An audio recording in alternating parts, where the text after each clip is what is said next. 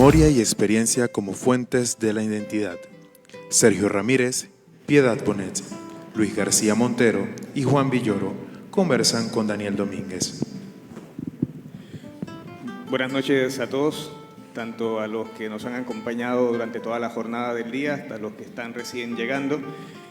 En este mundo que uno piensa que no tiene salvación, yo creo que sí, porque la primera vez que fui a Centroamérica Cuenta fue en la tercera edición, si la memoria no me falla, y desde entonces siempre soñé con la posibilidad de que este hermoso festival estuviera con nosotros, y hoy esa ilusión, ese sueño se concreta, se logra, y entonces, entre otras, gracias a Sergio Ramírez, gracias a Claudia Neira, gracias al equipo de Centroamérica Cuenta, y lo que quisiera de salida, por favor, es que le diéramos un aplauso.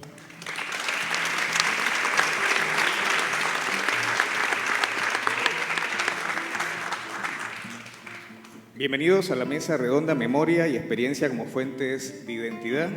Este diálogo lo conforman los escritores Sergio Ramírez de Nicaragua, Piedad Bonet de Colombia, Luis García Montero de España y Juan Villoro de México, quienes conversan con su servidor Daniel Domínguez de Panamá. Antes de comenzar el diálogo, y sé que son ultra conocidos, pero por si acaso, quiero compartir con ustedes algunos datitos de estos cuatro genios de la literatura iberoamericana. Sergio es novelista, cuentista, articulista y ensayista. Su obra abarca más de 50 títulos y ha sido traducido a más de 15 idiomas. Es ganador del Premio Miguel de Cervantes en el 2017 y desde el 2012 preside Centroamérica Cuenta, este maravilloso festival literario que nos convoca esta noche en este hermoso Teatro Nacional. Y por favor también un aplauso ahora por Sergio.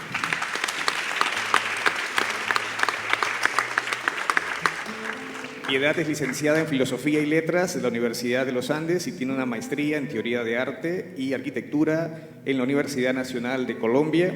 Ha publicado 8 libros de poemas y varias antologías. También es docente, articulista, dramaturga y autora de 6 novelas. Por favor, un aplauso también para Piedad. Luis es poeta, profesor universitario, articulista y narrador. Por su labor literaria ha obtenido premios en España, México, Italia y China.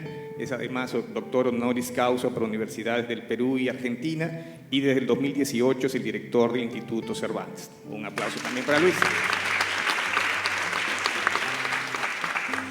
Juan es periodista, novelista, cuentista, dramaturgo y ensayista. Ha sido profesor visitante en las universidades de Princeton, Stanford y la Fundación Nuevo Periodismo, que de paso, por ejemplo, le dio un premio por su trayectoria con el premio Gabo, y pues también un aplauso para Juan.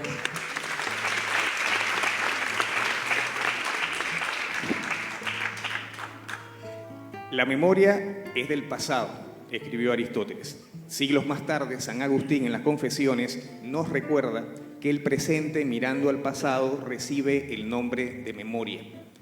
La neurociencia, la psicología, la filosofía, entre otros muchísimos saberes, han reunido evidencia suficiente para demostrarnos que la memoria no es infalible, sino que es creativa y en permanente reconstrucción. Por lo tanto, imaginación, creación y memoria son en buena medida, de alguna manera, miembros de una misma familia. Quería pedirle a los 4 que nos regalaran una aproximación, aunque fuera tentativa, sobre las relaciones que existen, que hay, que se pueden dar entre la memoria, la identidad y la literatura, y quisiera que Sergio, porfa, comenzaras este tránsito.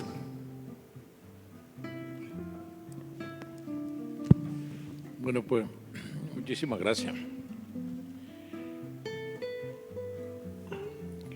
Creo que para un escritor la memoria viene a hacerlo todo, ¿no? Sobre todo cuando uno fija la memoria desde la perspectiva de la ausencia, y cuando uno tiene la imposibilidad material de regresar a las fuentes de esa memoria, como nos pasa a los escritores en el destierro, ¿no? Entonces la memoria se vuelve una fuente recurrente que nos mantiene alertas acerca del pasado, y ya casi no tenemos ninguna otra fuente a recurrir más que a ese pasado que está siempre cambiando. El pasado, la memoria, tiene distintas iluminaciones, distintas coloraciones, y uno lo va recibiendo de la manera que llega. Y el pasado, la memoria se vuelve invención. En la medida que el tiempo pasa, la memoria se vuelve invención. Uno va recordando de muy distintas maneras, va fijando en la memoria cosas que a lo mejor nunca vivió y que la invención misma va determinando por uno y ampliando ese horizonte que se va volviendo infinito. Yo creo que la primera memoria es la infancia. En el comienzo de la novela de Go Between de Presley, dice algo así como el pasado es un país extraño. El pasado es como un país extranjero, la gente hace cosas extrañas ahí. Y eso es lo que se vuelve un país extraño, un país como extranjero, donde las cosas suceden de una manera completamente distinta y van cambiando en la medida que los recuerdos, van cambiando. Quizá hoy que estoy exiliado en Madrid, casi ya hace 3 años, uno de mis sueños recurrentes es que estoy regresando al pueblo donde nací. Me ha dado por soñar en eso, ¿no? Últimamente, el regreso al pueblo donde yo nací. Y uno de esos sueños extraños, yo me veía subido a una especie como de vehículo abierto. Yo iba recorriendo las calles, reconociendo las casas, viendo el paisaje que yo conocía, y de repente ese vehículo abierto pasa frente a mi casa y mis padres están en la puerta, mis hermanos están en la puerta, y el vehículo va demasiado rápido como para que yo me detenga, pero yo pienso, no, este vehículo va a terminar su recorrido, después yo voy a regresar a pie, yo voy a entrar aquí a pie cuando el vehículo termine este recorrido. Pero claro, el vehículo termina el recorrido cuando yo ya estoy despierto. Entonces ya no puedo hacer ese regreso a la casa natal, que se vuelve una fijación. Esa es la memoria para un escritor. Yo creo que si no, siempre me hago la reflexión de que si yo como exiliado no fuera escritor, me sentiría mucho más desgraciado. Porque no tendría que ocupar no podría ocupar mi memoria en la escritura, que es para lo que me sirve. Muchas gracias, Sergio. ¿Qué podrías aportarnos, Piedad? Bueno, estaba pensando en eso tan bonito que acaba de decir Sergio. Bueno, buenas noches a todos. Y Sergio, gracias por la invitación. También a Claudia. Bueno, retomo eso primero que tú dijiste, Daniel, y es que la memoria nos constituye. Creo que era Borges el que decía, bueno, pero esto es casi una cosa de sentido común, que cuando decimos presente ya es pasado, cuando acabamos de decir presente ya es pasado. O sea que el presente es una cosa absolutamente fugaz, el futuro no existe, somos pasado. Y cuando, digamos, queremos decir quiénes somos, generalmente no nos calificamos, sino que contamos. Yo hice y armamos un relato con la memoria, pero esa memoria está siempre llena de huecos, es como un queso gruyère, ¿sí? Y está lleno de agujeros negros. Pero en literatura, digamos, cuando un escritor se enfrenta a sus propios recuerdos, porque somos unos saqueadores de nuestro pasado. En nuestro pasado está integrado lo que nos ha pasado a nosotros mismos, pero también lo que nos han contado de nosotros mismos. No sé si a ustedes les pasa, que la mamá les contó que cuando chiquitos tal cosa, y uno tiene eso completamente configurado con imágenes en la cabeza. Pero la memoria importante realmente es la memoria no de los hechos, sino de los hechos afectivos, aquellas cosas que nos cambiaron, que nos determinaron. Sí, yo creo que por eso es que la memoria es selectiva, porque no sé si se acuerdan de ese cuento de Borges que se llama Funes el Memorioso. Funes el Memorioso lo recuerda absolutamente todo, todo, todo, todo, y Borges dice, pues el narrador dice que la cabeza de Funes es como un vertedero de basuras, porque si nosotros no seleccionáramos, nos volveríamos locos, sencillamente. Entonces lo que quiero decir es, seleccionamos aquello que nos marcó. Y hay otras cosas que probablemente también nos marcaron, pero que se nos olvidan, ¿sí? Entonces, pues yo diría que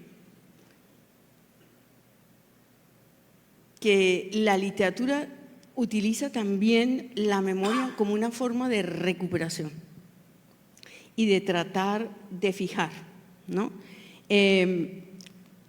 La historia, en cambio, creo que trata de recuperar la verdad, ¿no?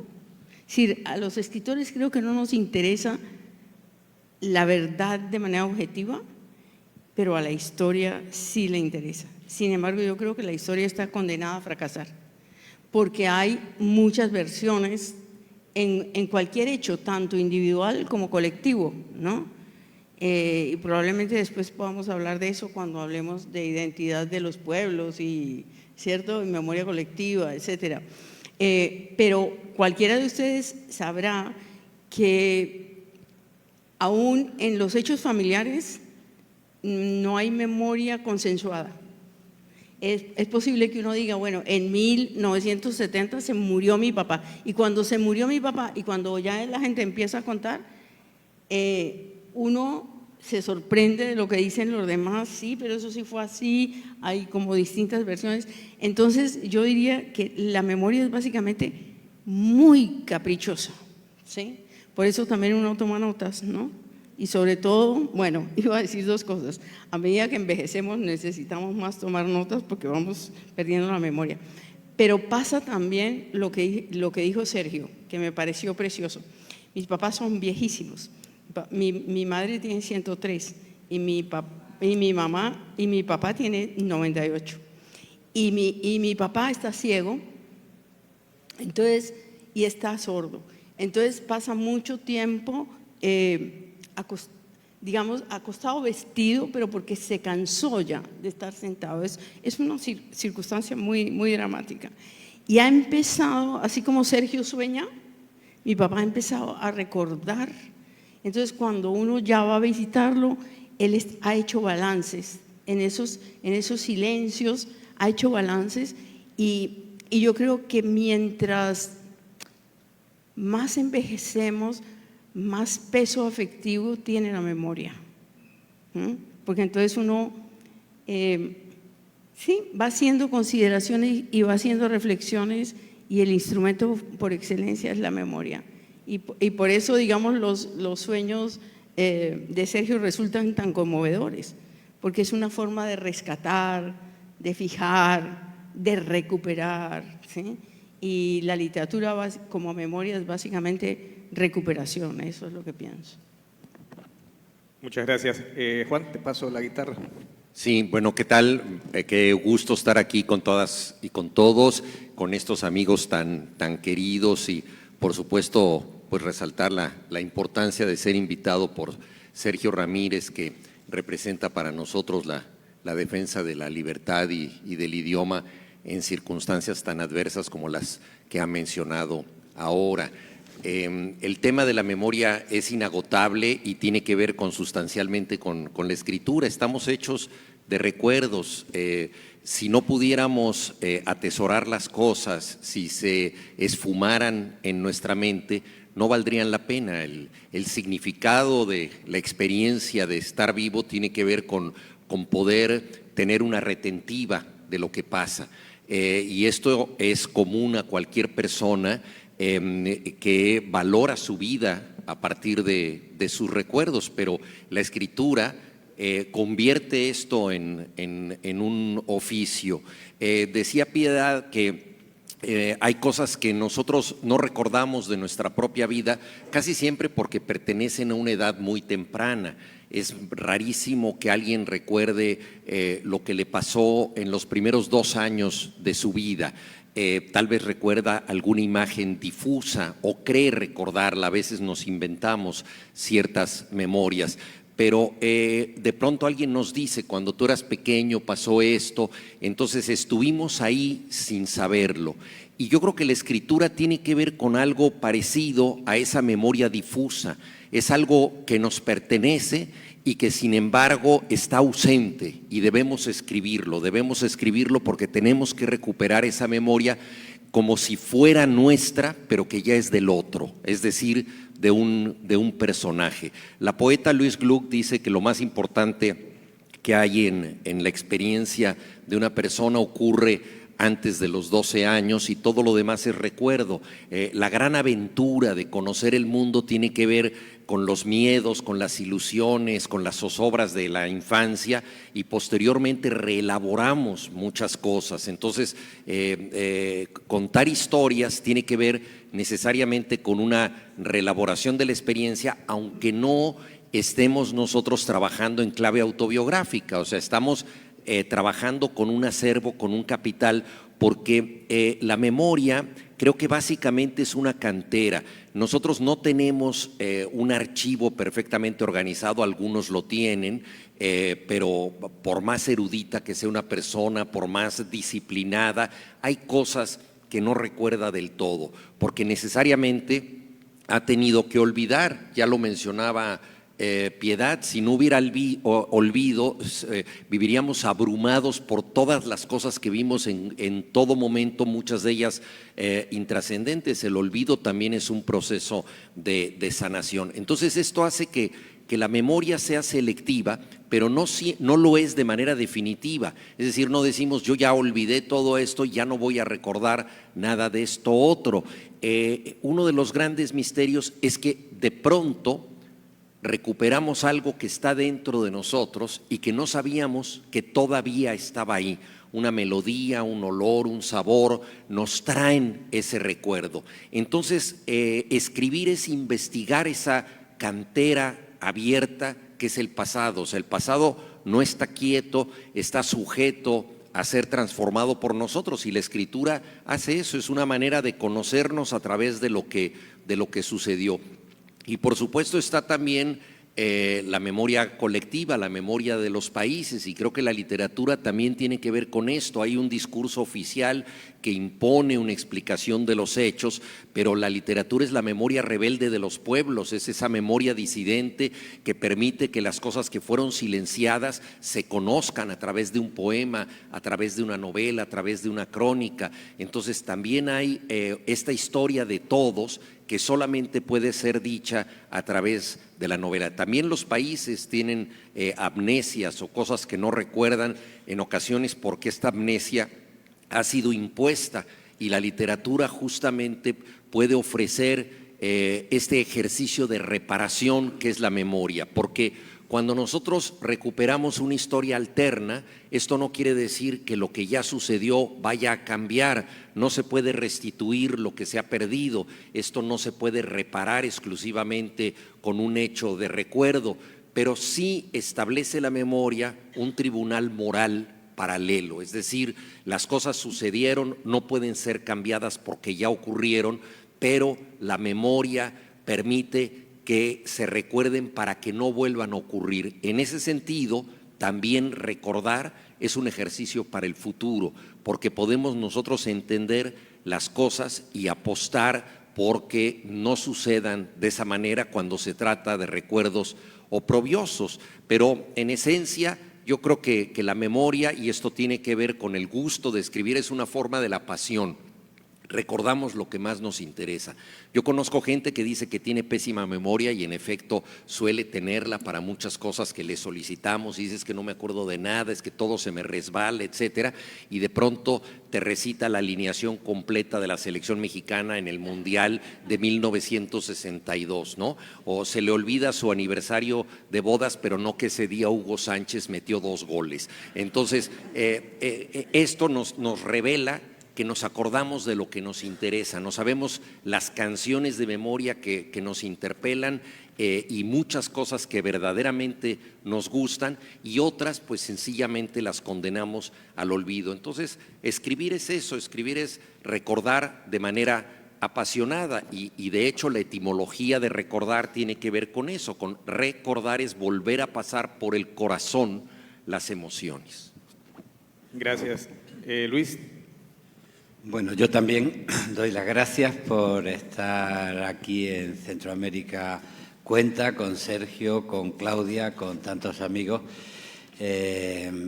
Y bueno, recordar de cuando también nos veíamos en Centroamérica Cuenta en Managua, con muchos amigos que ahora no están con nosotros y que recordamos. Habéis planteado distintas perspectivas y yo creo que todas encajan en la literatura. La importancia que la memoria y la experiencia tienen en la literatura. Para empezar, la palabra escrita sirvió para que las palabras no se las llevara el viento, porque había algo que merecía ser fijado, ser recordado.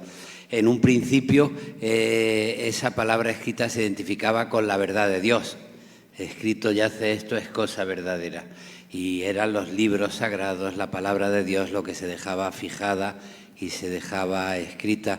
Después el ser humano empezó a tomarse a sí mismo en serio. Ya no había por qué escribir solo la palabra esencial divina, sino que las experiencias humanas merecía la pena fijarlas para que fuesen recordadas, ¿no? Y ese es el sentido último de la literatura, de manera que memoria y literatura y palabra no pueden separarse. A mí me parece importante recordar pues todas las perspectivas que tienen que ver con la historia y la herencia colectiva.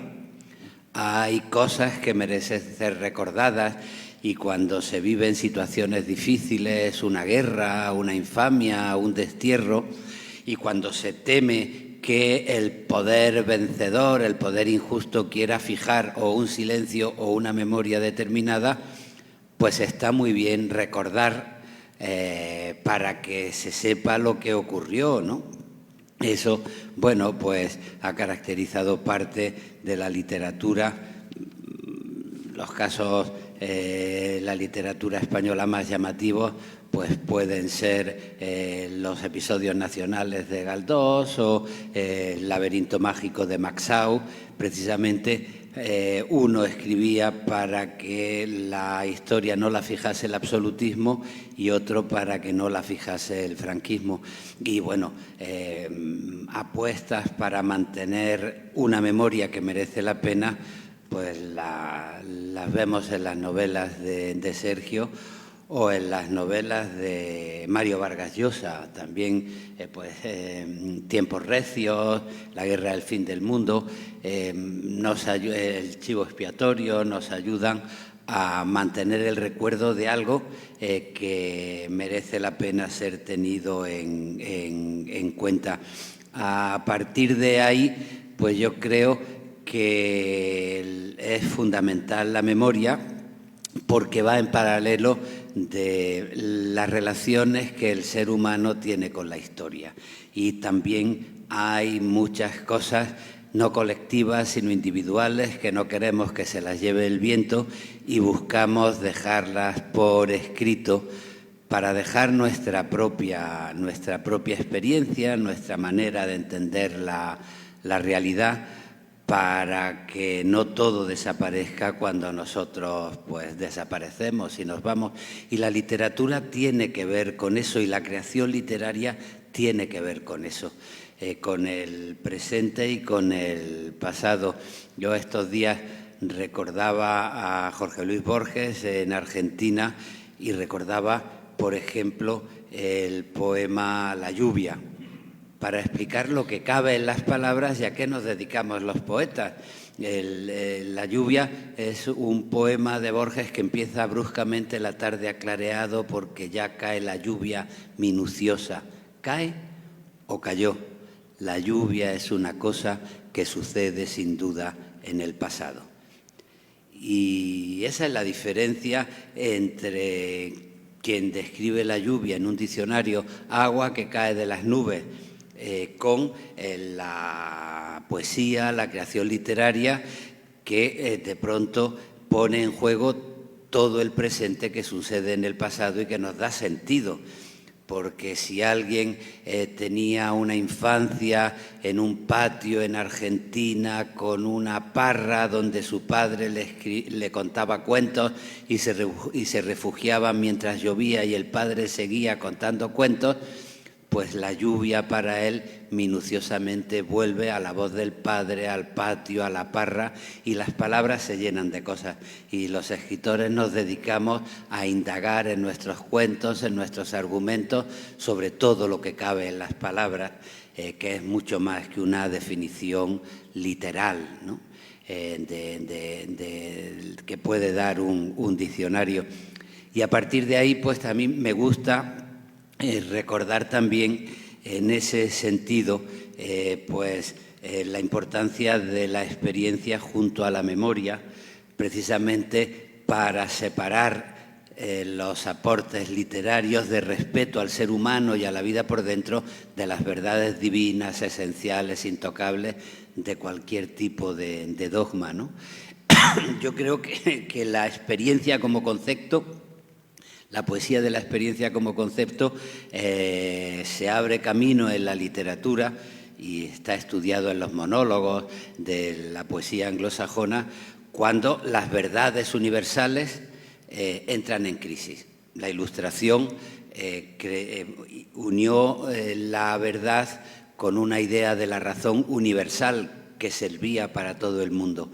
El romanticismo empezó a ponerlo en crisis y dice, bueno, es que dependemos de nuestra educación sentimental, de nuestra historia, de nuestra experiencia, y una cosa que puede entenderse en el Reino Unido, pues a lo mejor en el norte de África no se entiende tanto, porque los valores dependen también del contexto donde cada ser humano se ha creado y ha formulado su propia conciencia. Y a partir de ahí, entonces, cada vez que se afirmaba una verdad, no podía dejarse en el aire, sino que había que explicar el contexto, la experiencia en la que esa verdad se había formulado.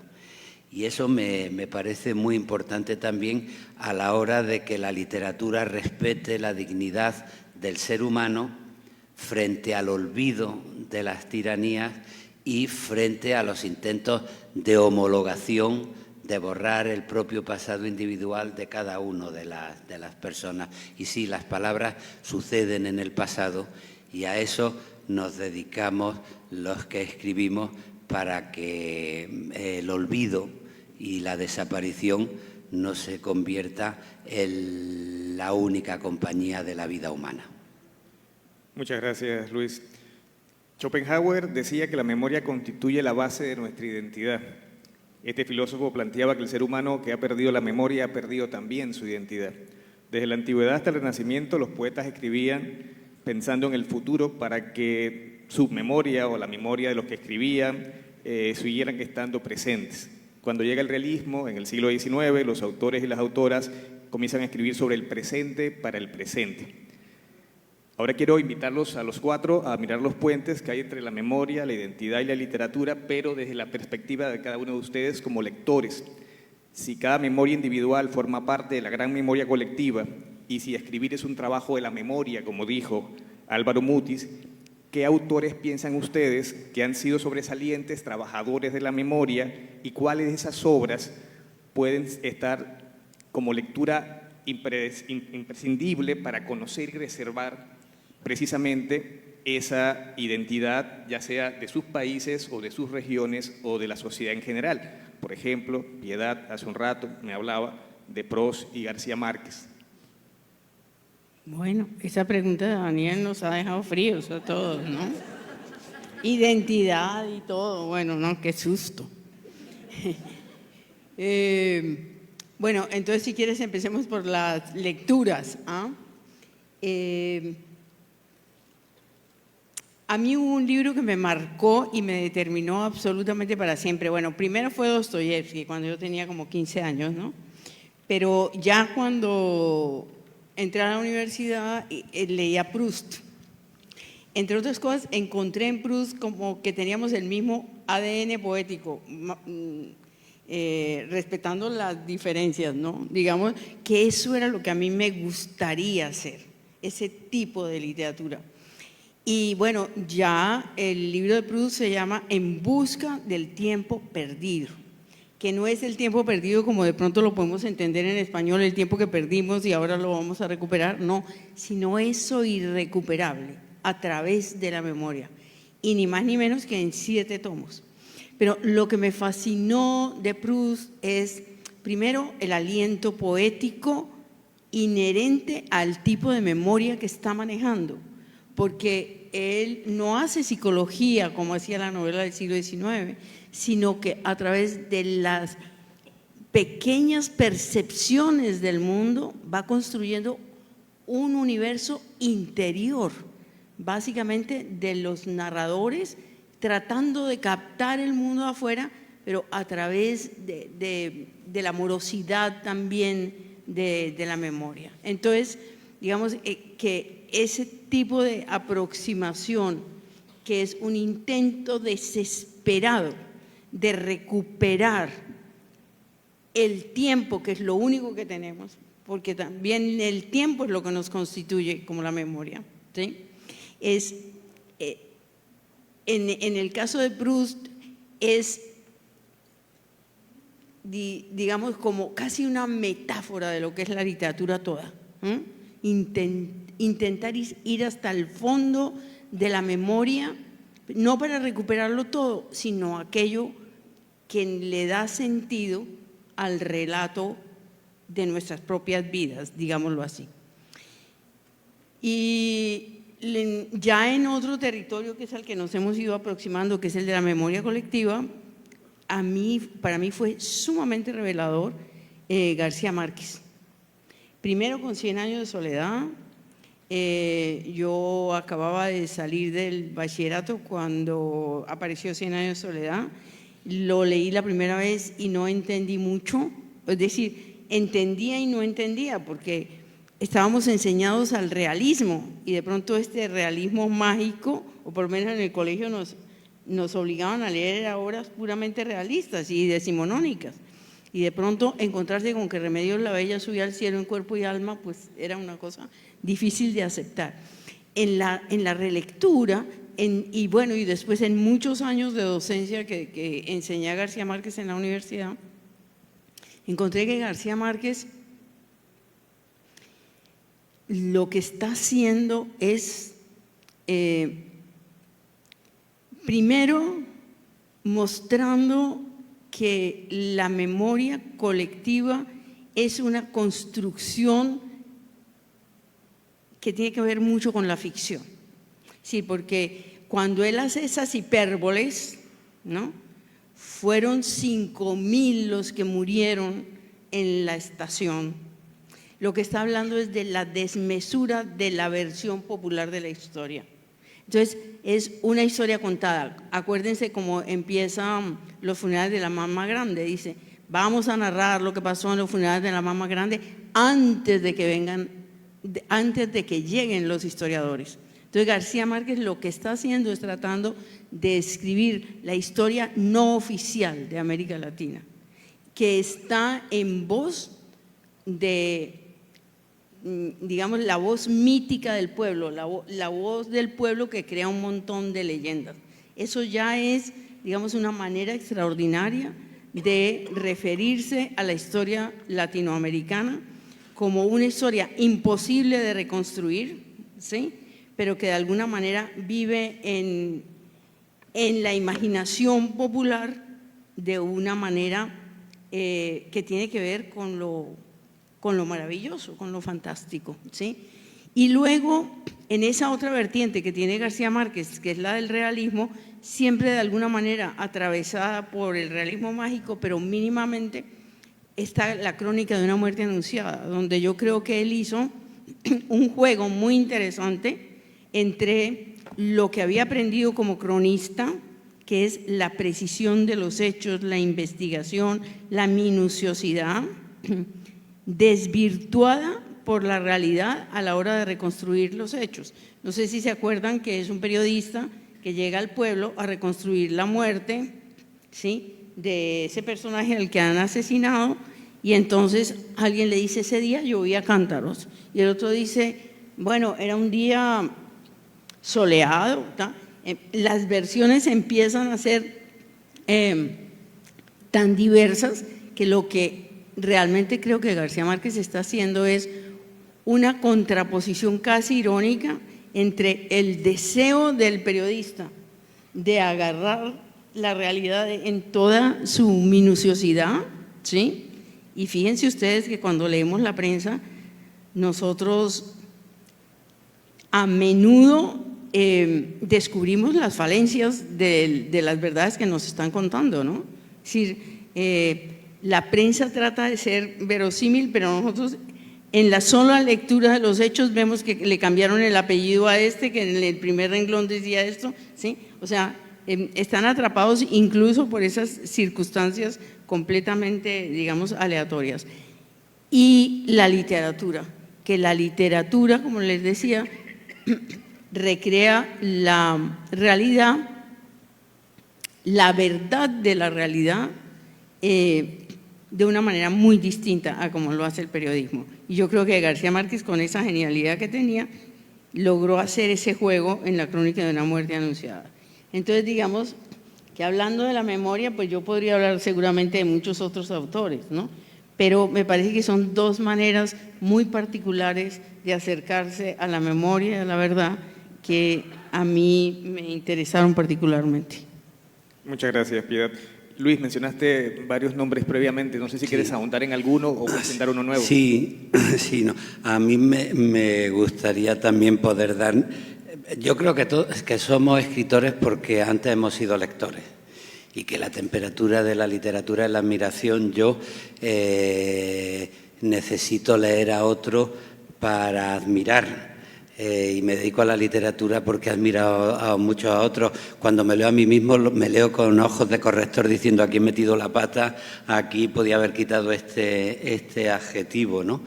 Y bueno, a mí me gustaría quedar bien como Piedad y hablar de Proust, de Dostoyevski. El libro fundamental para mí fue un libro de divulgación, Las 1000 mejores poesías de la lengua castellana, porque mi padre tenía el gusto de leer en alto sus poemas preferidos. Y yo no recuerdo la primera vez que vi el mar, pero sí recuerdo la primera vez que oí a mi padre recitar la canción del pirata de Espronceda, ¿no?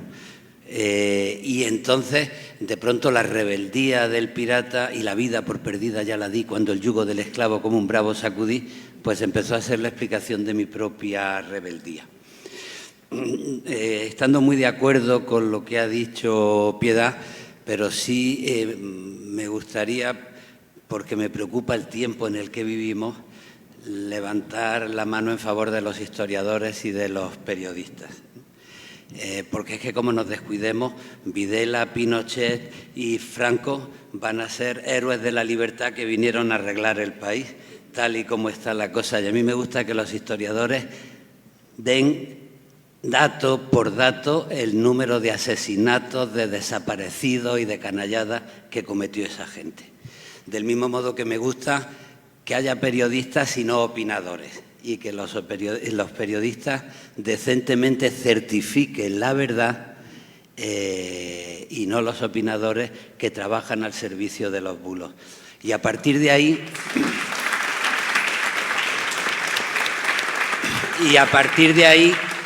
pues es lo que defendemos nosotros como la ficción y lo que defendía, como explicaba Piedad, García Márquez cuando no hacía de periodista sino de ficción.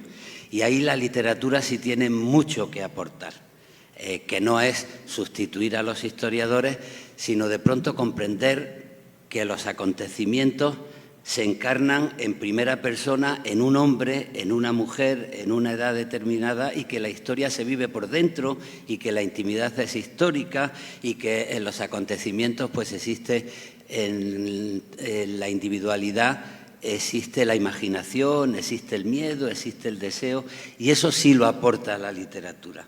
Cómo se ha vivido en esta situación determinada un miedo, una ilusión, una experiencia humana.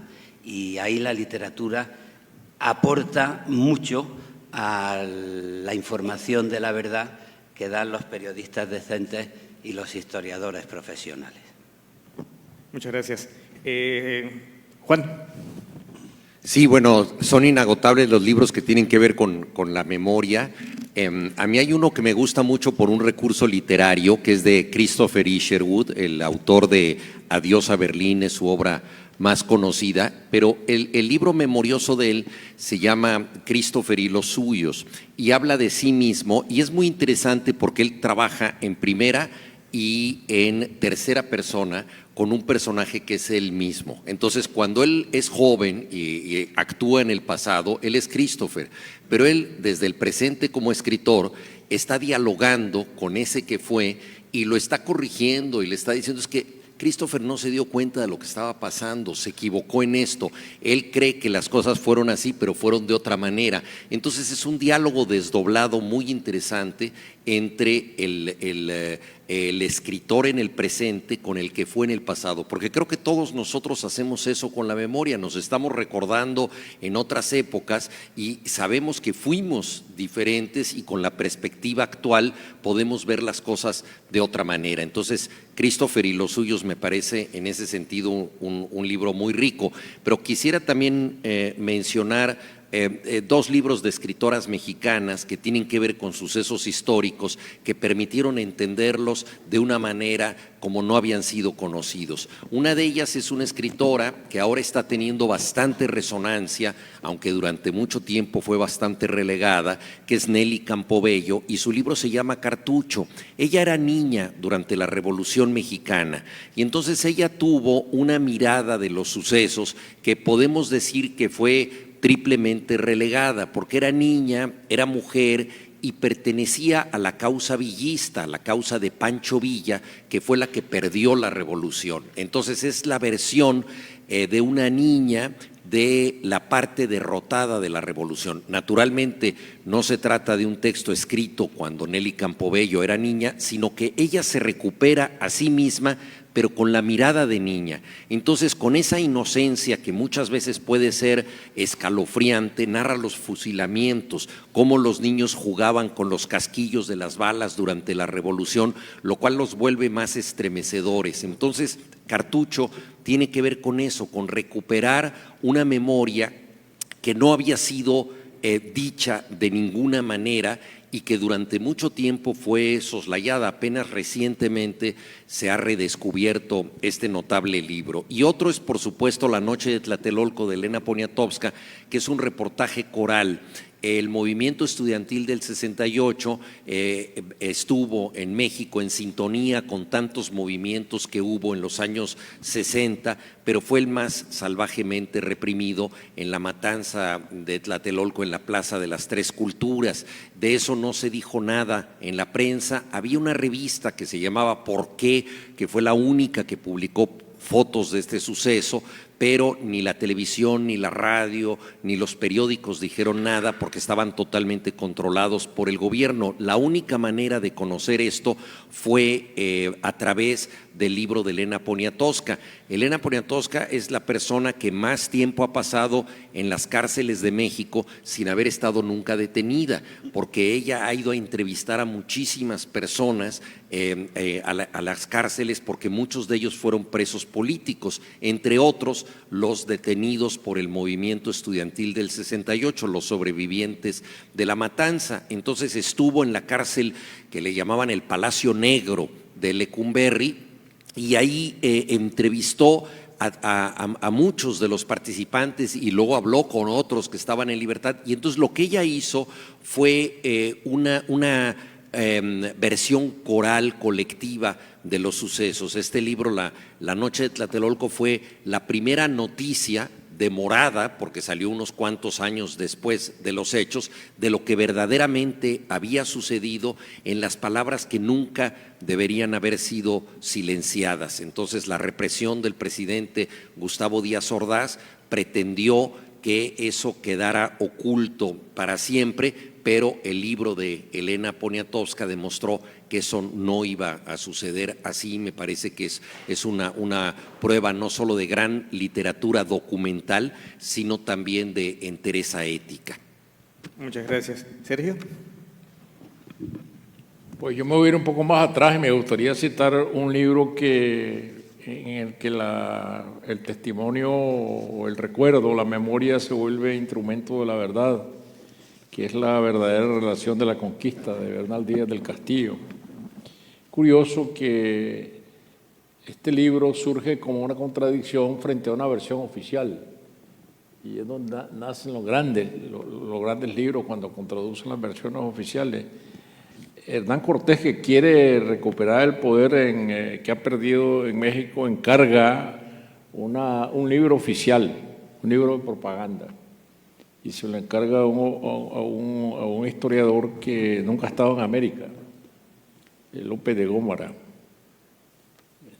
Y él lo escribe en Valladolid, de acuerdo con lo que Cortés le va aconsejando, le va dictando, y cuando del otro lado del mar, Bernal Díaz del Castillo, que ya es un anciano, vive retirado en Antigua Guatemala, ha sido soldado de la conquista, ha estado en Panamá, ha estado en Nicaragua, ha estado en la conquista de Tenochtitlan en México. Es un testigo universal. Cae en sus manos esta versión oficial y él dice, nada de esto es cierto, nada de lo que está aquí, todo esto es mentira. Este hombre no estuvo aquí, ¿cómo va a contar algo que no vio? Yo voy a contar lo que vi.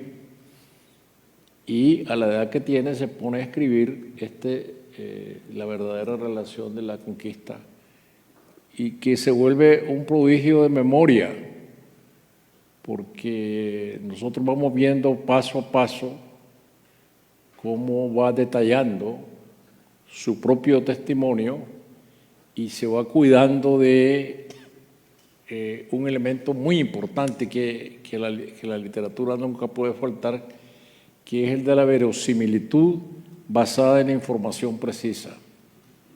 Bernal Díaz del Castillo en determinados momentos da los nombres de los soldados, la edad que tenían, de dónde venían y el apodo con que los nombraban. Es un libro exhaustivo en muchos sentidos. Y cuando él cita a López de Gómara diciendo que en la batalla de Tlaxcala, de tanta sangre que había corrido, las aguas del río iban tintas en sangre, dice, esto es una exageración. Nunca las aguas del río se tiñeron de sangre. Él está queriendo volver al nivel de la verdad, eliminando toda exageración, porque él no está escribiendo ningún libro de ficción, está escribiendo un testimonio que pretende ser verdadero en sus propios recuerdos. Y cuando narra las batallas y dice que algunos vieron a la Virgen María y a nuestro Señor Santiago y a nuestro Señor San Pedro ir a la cabeza de las tropas españolas y a la Virgen María echando unos polvos mágicos para cegar a las tropas de los mexicas, de los mexicanos, dice, yo esto no lo vi, seguramente porque mis pecados eran muy grandes.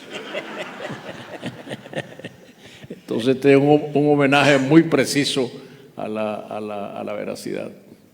Sé que el tiempo está pasando y tengo muy poco, pero sí quisiera preguntarle a cada uno rapidito, un poquito, sobre su obra. Por ejemplo, el libro más reciente de Piedad es imperdible. ¿Qué es que hacer con estos pedazos? Que de alguna manera los personajes están... No hables tan rápido que yo no te estoy entendiendo. Ok. El libro de Piedad, que es estupendo, se llama ¿Qué hacer con estos pedazos? Y sus personajes están de alguna manera en medio de los recuerdos, y también tienes una autobiografía en camino que es la mejor manera y testimonio de la memoria. Uf, nos pusiste a sufrir. Mi novela ¿Qué hacer con estos pedazos? Es voy a hacer una mini síntesis. Una mujer que a sus 64 años de pronto el marido le da una noticia espantosa, que es que va a remodelar la cocina, que decidió remodelar la cocina.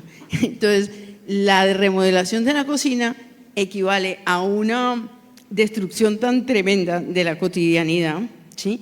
Que ella, como a raíz de esa ruptura que hay, digamos, en la vida cotidiana, empieza a hacer a sentir un desasosiego y a hacer un balance de que su vida está convertida en pedazos, ¿no? Entonces, digamos que a raíz de esta cosa que parece cómica y absurda, que es la remodelación de una cocina, ¿sí? Una mujer revisa la relación con su marido, la relación con su padre, la relación con su hija, es una cosa. Entonces, claro, lo que está haciendo es un ejercicio de memoria. Así sería.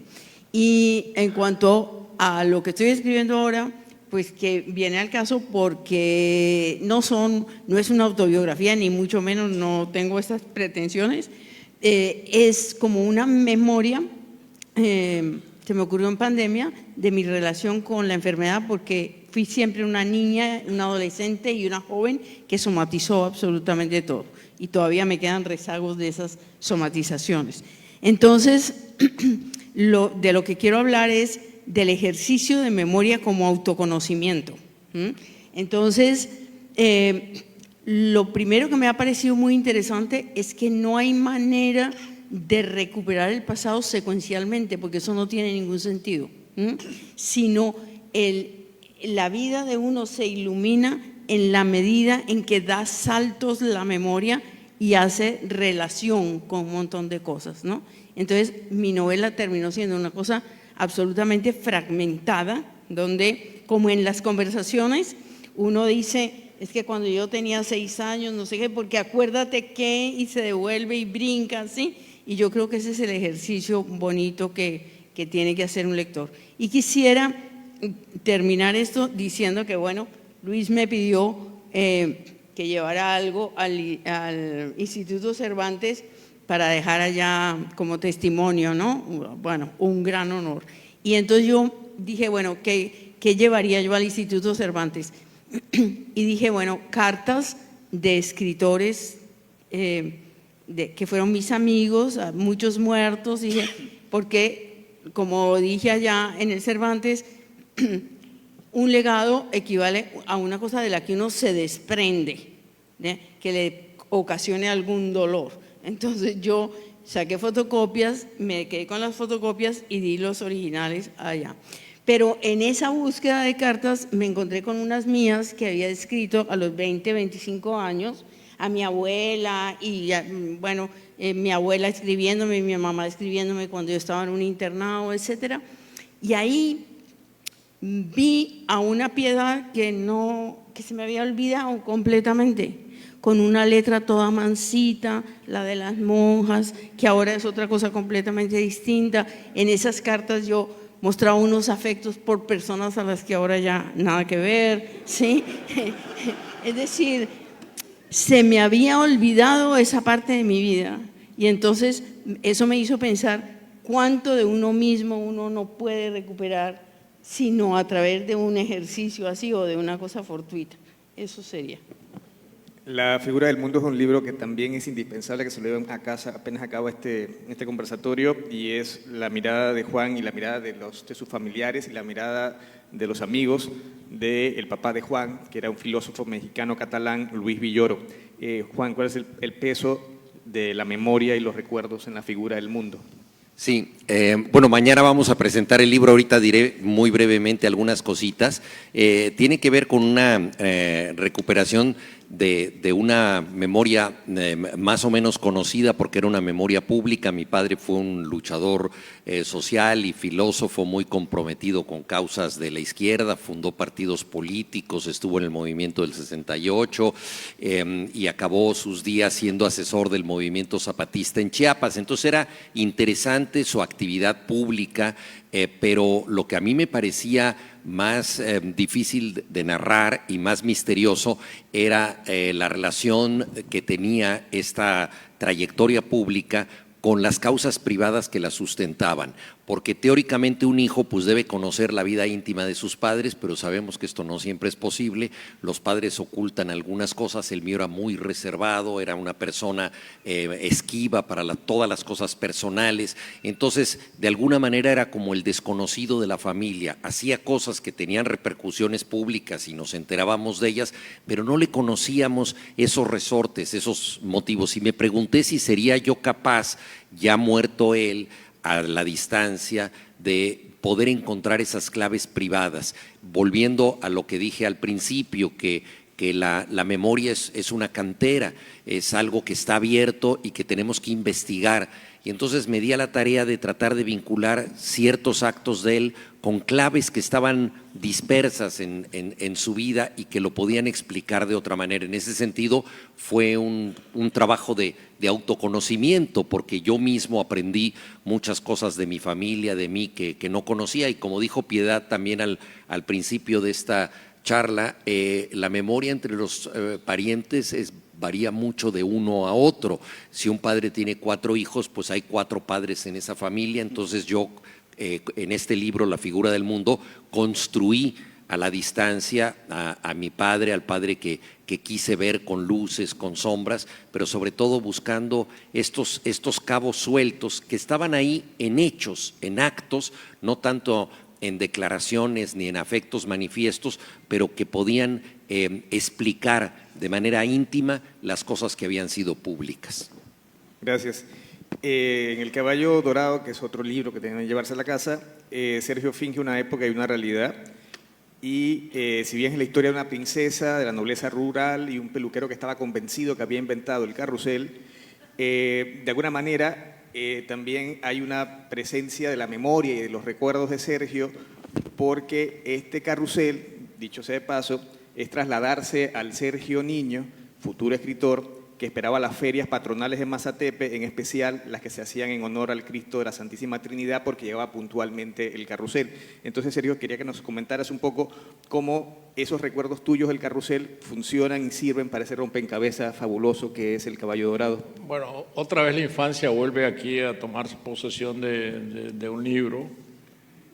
Yo no hablo de mi infancia en este libro, y mi infancia entra como un daño colateral, porque yo recuerdo desde cómo armaban este carrusel efectivamente frente a la plaza donde mi padre tenía una tienda, después cómo lo desarmaban, y aprendí de memoria a partir de entonces cuáles eran las piezas del carrusel.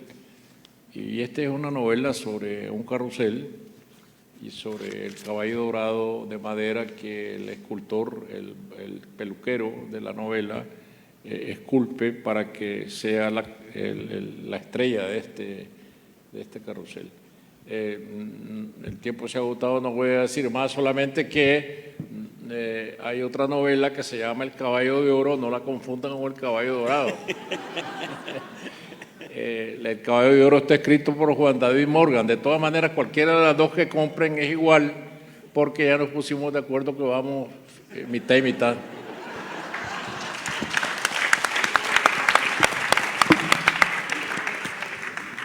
Una reflexión sobre memoria y literatura también tiene que incluir a otros géneros como la poesía, y hay otro libro hermoso que tienen que llevarse a casa, que es Almudena, que es una recopilación de una historia de amor que se fue viviendo, nombrando y escribiendo a través del tiempo, y es un amor real, visto desde los ojos de un poeta, Luis García Montero, quien le escribe al amor de su vida, Almudena Grande.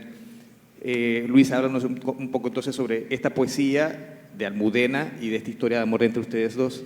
Sí, es un libro en el que se ha recopilado la poesía que yo escribí sobre Almudena los primeros poemas de amor y después todo lo que escribí durante su enfermedad y en su muerte y después de su muerte. Cuando uno tiene una pérdida muy fuerte, pues se queda en el vacío, y yo acudí a mi vocación, que es la poesía, para intentar darle una respuesta, ¿no? Y eso es lo que me ayudó a comprender pues lo que había de herida personal, pero también a trascender esa herida personal, que no podía ser un pozo en el vacío, sino también una meditación sobre la condición humana, ¿no? Y dialogué con la poesía en torno a la muerte, pues remontándome a los clásicos, del duelo por la muerte de la trotaconventos del arcipreste de Hita, Jorge Manrique, y de ahí fui bajando hasta la poesía más cercana, o hacia la literatura más cercana, pues, por ejemplo, lo que escribió Piedad con la muerte de su hijo. Y es la experiencia de la literatura lo que te permite reconocerte en lo que te han enseñado los otros y pasar no ya a un vacío, sino a una meditación sobre la condición humana, a convivir con lo que somos los seres humanos y a comprender lo que significa, pues, ser seres vulnerables, seres que tenemos que dialogar con la muerte.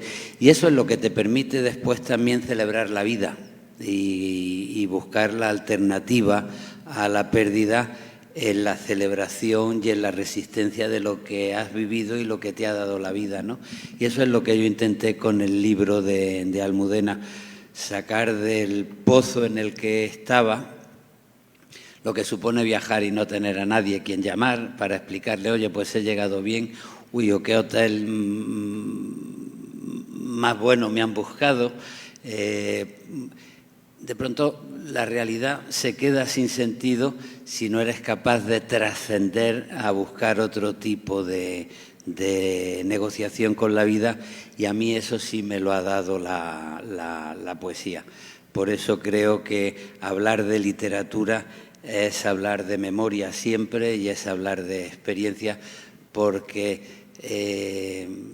la lectura... Acaba de publicar Juan un libro con el título Yo no soy un robot. Y la alternativa a una transformación digital que puede degradar la experiencia del ser humano, en el libro de Juan, es la experiencia de la lectura. Lo que nos constituye como seres humanos es la experiencia que a nosotros nos ha dado la lectura, ¿no? Y eso es lo que yo intenté a la hora de hablar de mi relación con Almudena, leyendo también los poemas de amor, desde el cántico espiritual hasta la poesía de hoy, y los poemas sobre la muerte también. Bueno, el presente es un puente permanente, ¿no?, entre el pasado y el futuro, y evidentemente esta mesa ya forma parte del pasado, pero sí quisiera que quedara muy bien y muy querida en la memoria de todos ustedes. Muchas gracias, Sergio, muchas gracias, Luis, muchas gracias, Juan, muchas gracias, Piedad, y muchas gracias a ustedes.